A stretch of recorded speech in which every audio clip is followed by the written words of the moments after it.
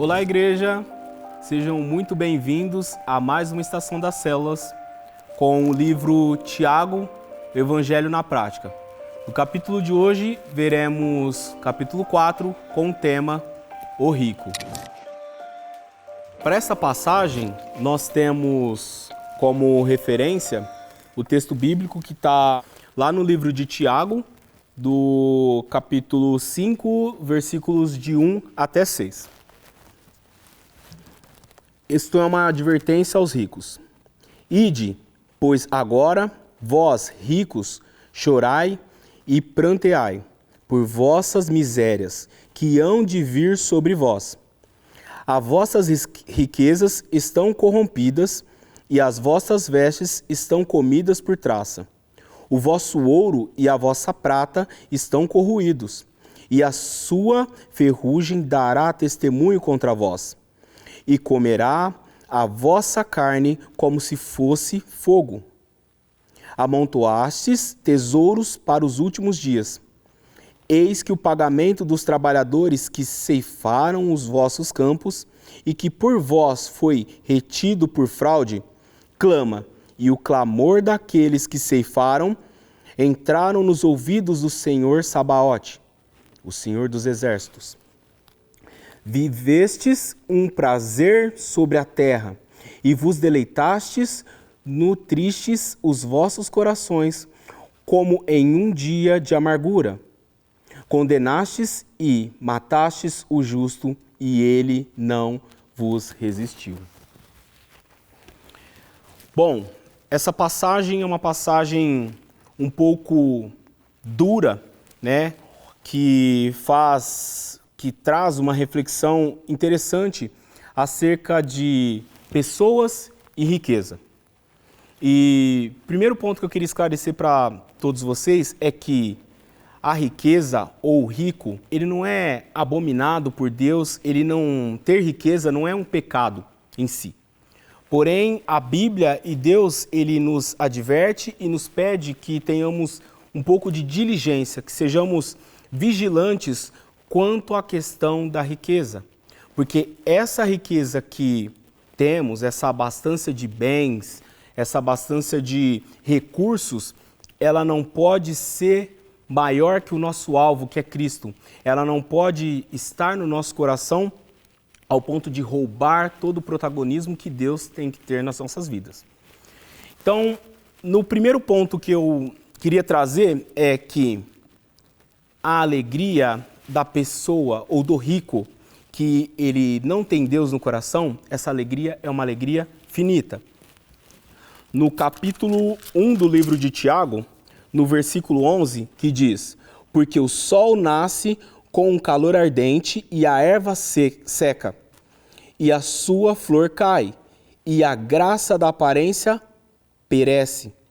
Assim também se desvanecerá o rico em seus caminhos.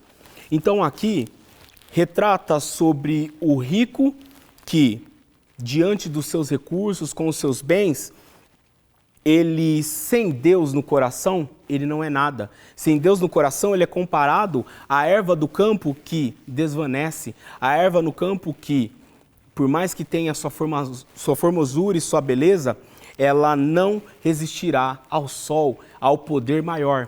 Então, todos esses recursos, toda essa beleza, essa formosura e esse glamour, ele perde espaço. E a pessoa o rico que ele não tem o Deus no coração, tudo isso não passará dessa vida terrena. Tudo isso é finito. E entenda o seguinte, o porquê que o rico, primeiro ponto, ele tem que ter Deus no coração, porque se ele não tiver, ele vai acumular bens, ele vai desfrutar de uma vida somente nesta vida terrena.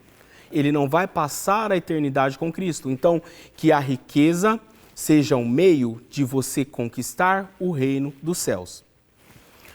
O segundo ponto que eu gostaria de falar é sobre o perfil do rico sem Deus. No capítulo 2, versículos 6 e 7, ele diz, mas vós desprezaste o pobre, não vos oprimem os homens ricos e não vos levam os bancos dos réus? Porventura não blasfemam eles o nome digno pelo qual foste chamado? Então, aqui ele retrata e mostra, na época onde foi escrito o Evangelho, que o rico dessa época, o rico que é retratado aqui na Bíblia, ele tinha um caráter que era totalmente reprovado por Deus. Era um caráter que oprimia, era um caráter que oprimia e colocava em vergonha e blasfemava até contra Deus. Porque Deus, na sua infinita misericórdia e bondade, Ele ama o pobre. E Ele tem o pobre como alguém que Ele quer, através dessa simplicidade, através dessa pobreza, não só de bens materiais, mas essa pobreza e essa humildade no seu espírito, Ele quer levar essa pessoa a uma condução na vida eterna. Né? Então toda essa palavra aqui ela vai falar a respeito de um reino, a respeito de que não devemos ter atitudes que só reflitam, remetam à nossa vida terrena, mas sim que vão dar espaço e que vão nos conduzir a uma vida eterna, a uma vida com Cristo. Então, aqui na Bíblia fala que naquela época os ricos, eles levavam os pobres a juízo, eles oprimiam, né, com o trabalho, com o seu labor, aumentando a carga, mas eles também levavam estes a juízo. E esses juízes acabavam que, fazendo acepção das pessoas, acabavam que pendendo para o lado do rico e acabavam colocando aí o pobre sobre condenação. E isso nos leva também a um terceiro ponto. Nesse terceiro ponto, eu gostaria de falar sobre a condenação deste rico opressor. Desse rico que, como eu disse no tópico anterior, ele oprime, ele leva a juízo o pobre, a pessoa humilde de espírito, e ele se aproveita das situações, porque sabe que nesse tribunal haverá julgamento contra o pobre e a favor do rico. Então, esse rico, a Bíblia traz a pessoa que utiliza do seu poder, utiliza dos seus recursos para poder promover injustiça contra o próximo. Ele não olha para o próximo com humildade no coração, ele não olha ao seu semelhante como quem gostaria de ajudá-lo, ou gostaria de promover uma melhora em sua vida, mas ele oprime, ele traz um peso e ele traz condenação sobre a vida desse pobre.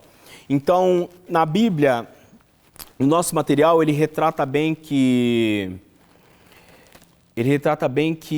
o rico, ele acaba sendo desonesto no ponto de, ele tem seus trabalhadores, ele tem os seus servos, e estes, quando o fazem o serviço, na hora de receber a sua paga, na hora de receber o seu pagamento, eles o fazem com desonestidade. Ele o faz desonrando o labor daquele que está o ajudando.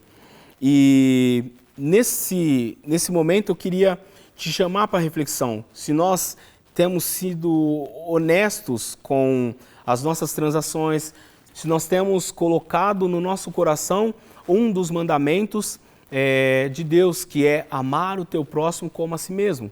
Então, se algo não me agrada, não devo eu fazer isso para o meu próximo. Então, esse ponto é para nós examinarmos nossas vidas. E interessante também é que o Senhor, que é o Deus dos exércitos, que é o Todo-Poderoso, Ele enxerga e Ele vê a nossa aflição. Se você hoje está numa posição onde você é o pobre, oprimido dessa história, desse trecho bíblico, você tem a esperança de poder subir o seu clamor, de poder subir a sua oração até Deus.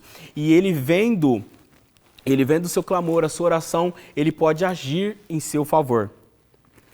Então, se você identificou em si que é um rico opressor, se arrependa de seu caminho.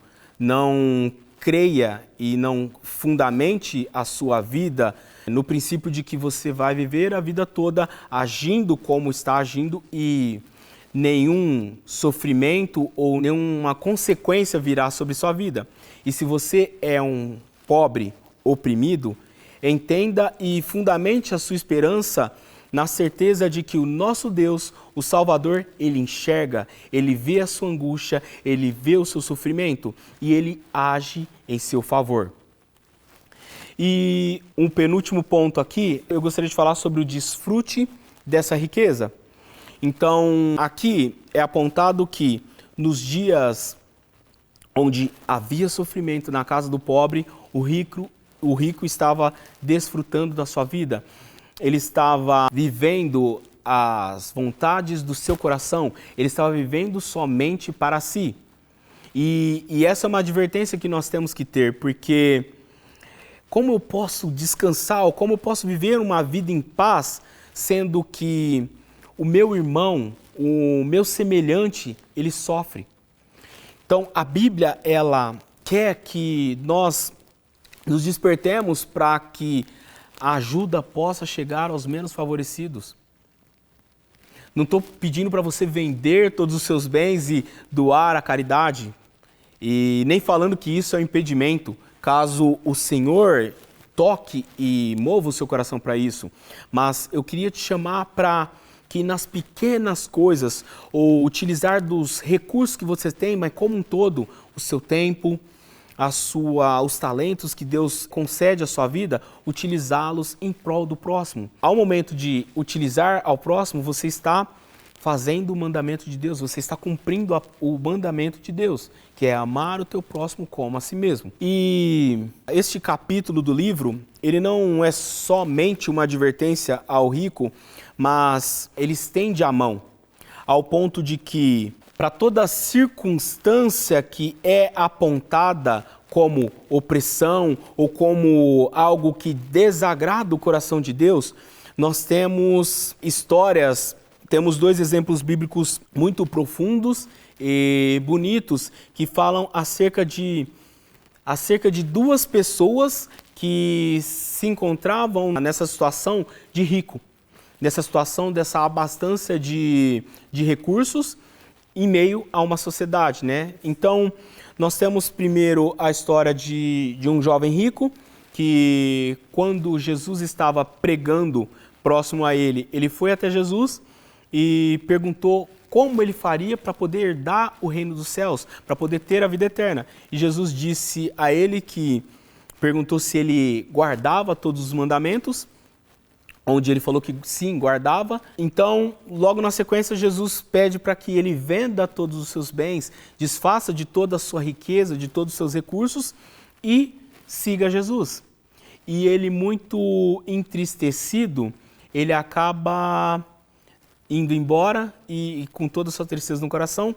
Mas entendam, esse primeiro jovem que é apontado na Bíblia, ele não tinha um caráter transformado, ele ainda vivia nessa prisão dessa condenação que há de vir sobre a vida dele, ele vivia nessa prisão de oprimir outras pessoas, ele vivia nessa prisão que eu comentei até aqui, onde ele não conseguiu se desvencilhar dos seus bens. Ele amava os seus bens mais do que ele amava a Deus.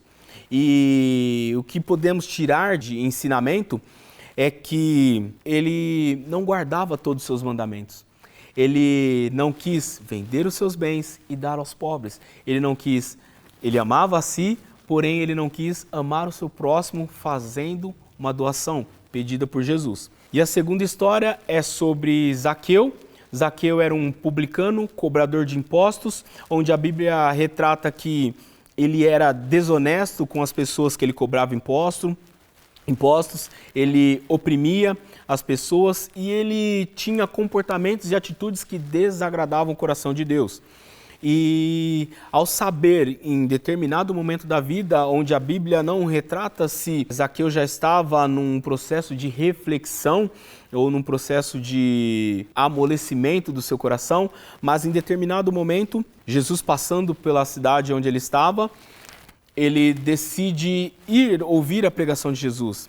E ao ouvir a pregação, ao ser atingido pela palavra, ele teve o seu caráter renovado, ele teve o seu caráter restaurado, ao ponto de que Jesus pede para que ele o convide para ceiar e passar um tempo na sua casa. E a profundidade das palavras que foram ministradas ao coração e a ministração que Zaqueu recebeu no seu coração foi tão grandiosa, tão tamanha, que houve uma transformação imediata na vida dele, onde ele decidiu devolver tudo o que ele tinha fraudado, ele decidiu devolver todos os recursos que ele tinha colhido a mais dos pobres, e ele falou que se ele tivesse feito mal a alguém, ele ia o restituir 4 vezes mais. Isso remete ao texto bíblico que está lá no livro de Mateus, no capítulo 19, que diz que dificilmente um rico ele entrará no reino dos céus.